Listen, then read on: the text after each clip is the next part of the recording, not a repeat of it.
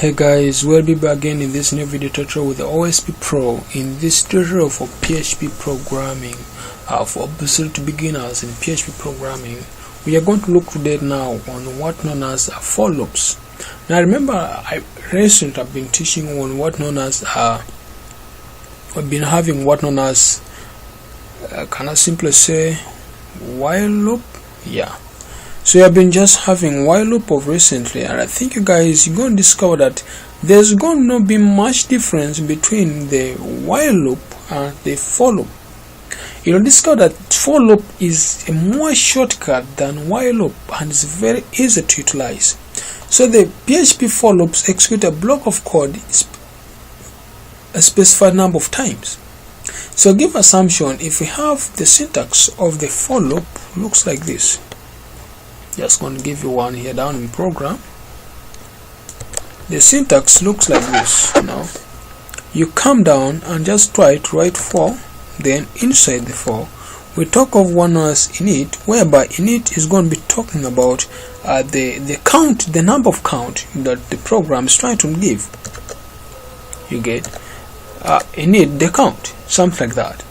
Then talk of the test counter, then the increment. You get everything in one line, then the code to be executed on the next line.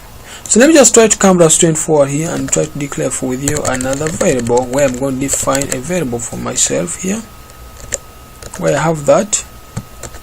Then inside here, can we declare a variable? I'm just going to declare another new variable there where I'm going to give maybe a, and my a, maybe in this case my a equals to 2.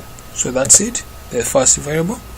Then I say maybe for a is less than 10. You get?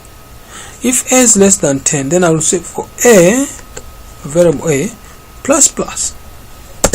Remember somewhere down before all around we did some kind of increment and decrement. So what does this statement going to be meaning for us now? We already have for a is equal to 2 while a is less than 10 and a plus plus. So if I come down and I say echo a plus plus or echo a or echo for us, what knows now the value for a,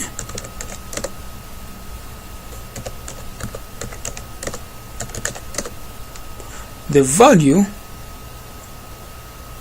for a is, just use this full column, and then I will come down here, I call a in a program, and now I'll just also use a dot operator in front here of this program so that I can join with what known as a break, something like that, so that each code is broken, or the break for us is code. Let's explain for this code. Let me explain them. I said for we have that for in our program here, where for a is equal to having 2, that implies the first value for a is 2, and for a is less than 10, then plus plus, that implies the next value is going to be 2, 3, 4, 5 up to 9, because for a is less than 9. I didn't say for a is less than or equal to 9, so that implies equal to 10. That implies the value for a is going to be from 2 to 9. So if you definitely happen to run this program, you're going to see that it's going to be adding on, since we say increment for us the value for a, and that's it. So we're going to be starting from 2 up to 9.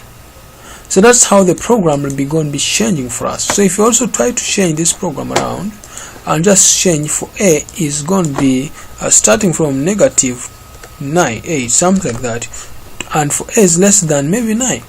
So definitely if you're incrementing, trust me, the value will start from where you're trying to initiate it, and then it will be moving up to when the value will be equal to. So that's how we can always play around with the program.